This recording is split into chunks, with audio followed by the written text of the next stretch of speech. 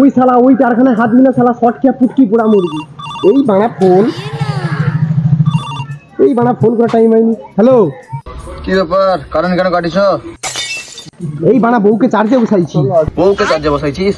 হ্যাঁ, full charge করা বাড়া মারপিট করতে নিয়ে যাবো। খোঁজ বাড়ারা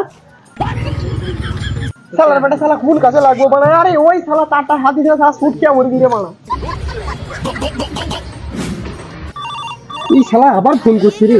হ্যালো, আমি কারেন্টের অফিস থেকে দীপদাস বলছি। আবে তুই কথা না শুনে ফোন কেন কাটলি বে?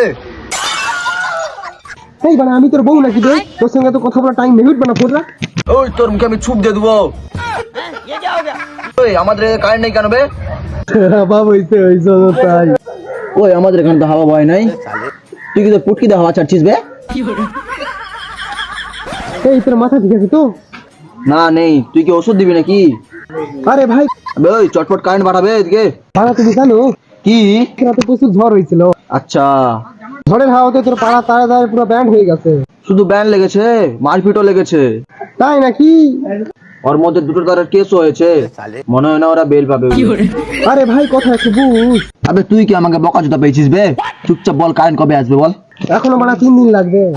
আরে বাড়া 3 দিন? কারেন্ট কি তুই হেঁটে হেঁটে আসিস বে? ফুট বাড়া ওকে ঘর বাড়িতে কারেন্ট পাঠাতে আমরা ফুটকে ভিজে কারেন্ট ঢুকিয়ে বাড়া জাম করে দেবো।